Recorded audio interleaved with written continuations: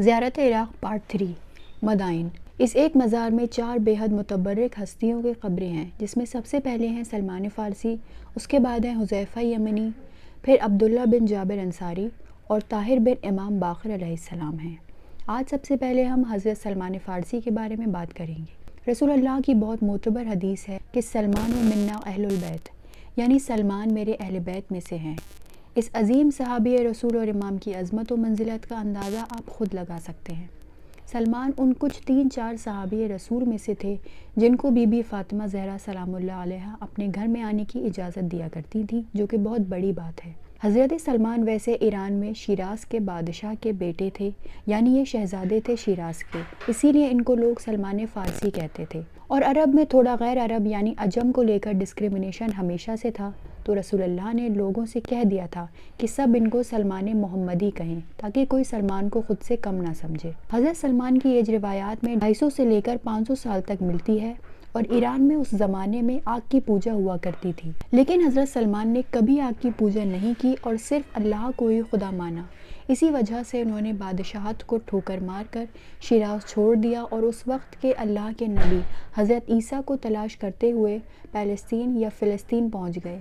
جب یہ فلسطین پہنچے تو ان کو پتہ چلا کہ حضرت عیسیٰ کو اللہ نے آسمانوں پر اٹھا لیا ہے، یعنی وہ بھی واپس چلے گئے ہیں۔ تو پھر انہوں نے وہاں لوگوں سے پوچھا کہ حضرت عیسیٰ نے کیا کہا، تب لوگوں نے سلمان کو بتایا۔ حضرت عیسیٰ نے لوگوں کو بتایا تھا ایک آخری نبی آئے گا اور یثرب یعنی مدینے میں حکومت قائم کرے گا۔ تو پھر یہ فلسطین سے مدینے آئے، یہاں ان کو ایک یہودی نے غلام کی طرح خرید لیا اور یہ کافی وقت تک اس کے پاس غلام بن کر رہے۔ کچھ وقت بعد ان کو پتہ چلا کہ کسی نے مکہ میں نبوت کا اعلان کیا ہے، تو یہ بولے کہ اگر یہ اصل نبی ہے تو ان کو مدینے آنا چاہیے، اسی لیے یہ مکہ نہیں گئے۔ پھر رسول اللہ نے مکہ سے جب مدینے ہجرت کی، یہ پہنچ گئے رسول کی خدمت میں یہ چیک کرنے کہ یہ اصل نبی ہیں یا نہیں، کیونکہ انہوں نے آخری نبی کی بہت نشانیاں اپنی کتابوں میں پڑھی تھیں۔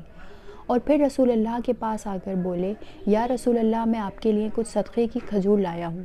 تو رسول اللہ نے سلمان سے کہا کہ صدقہ انبیاء اور اہل بیت پر حرام ہے، تو تم یہ کھجور میرے صحابہ کو دے دو۔ تو وہ صدقے کی کھجوریں صحابہ نے کھا لی۔ پھر انہوں نے دوسری کھجور دی اور بولے یہ نذر کی کھجور ہے، آپ کھا لیں۔ تو پھر رسول اللہ نے وہ کھجوریں کھائیں اور مولا علی کو بھی دیں۔ اس کے بعد انہوں نے اور علامتیں چیک کی ایک کے بعد ایک، تو رسول اللہ نے کہا سلمان اور کتنی علامتیں دکھاؤں کہ تم مجھ پر ایمان لے آؤ؟ تو سلمان بولے کہ آپ کو میرا نام کیسے معلوم ہے؟ تو اس پر مولا کائنات نے ان کو وہ واقعہ یاد دلایا جب یہ کسی وادی سے گزر رہے تھے اور ایک شیر نے ان کے اوپر حملہ کیا تھا۔ تو سلمان بولے ہاں مجھے یاد ہے۔ تو مولا علی بولے وہ بچانے والا میں ہی تھا۔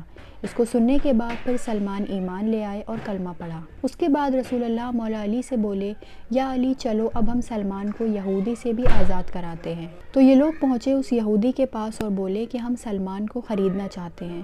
تو یہودی بولا مجھے سلمان کی قیمت چاہیے، 500 کھجور کے پیڑ لگاؤ اور جب وہ پھل دینے لگیں تو وہ سلمان کی قیمت ہوگی، اور ایک کھجور کے پیڑ کو 7 سال لگتے ہیں پھل دینے میں۔ یہ بات سن کر سلمان بہت مایوس ہو گئے، کیونکہ ان کی پہلے ہی بہت ایج تھی اور ایک زمانے تک رسول کا انتظار کیا تھا۔ تو رسول اللہ مولا علی سے بولے یا علی آپ کھجور کی گٹھلیاں لائیں۔ تو مولا علی گٹھلیاں لائے اور رسول اللہ نے اپنے ہاتھوں سے ایک ایک گٹھلی زمین میں بونا شروع کی، اور مولا علی اس پر پانی ڈالتے تھے، اور جیسے ہی پانی ڈالتے تھے وہ پورا پھلدار پیڑ بن جاتا تھا۔ اس چیز کو دیکھ کر وہ یہودی بھی خود مسلمان ہو گیا، اور اس طرح پھر اس یہودی سے حضرت سلمان کو آزاد کرایا گیا، اور اس کے بعد اس یہودی نے یہ باغ بھی سلمان کو تحفے میں دے دیا، اور یہ باغ آج بھی مدینے میں باغ سلمان فارسی کے نام سے موجود ہے۔ پھر رسول اللہ کے دنیا سے جانے کے بعد جب حضرت ابوبکر نے مولا علی کے حق یعنی خلافت پر قبضہ کر لیا، تو صرف 4 صحابہ مولا علی کے ساتھ حق پر باقی رہے۔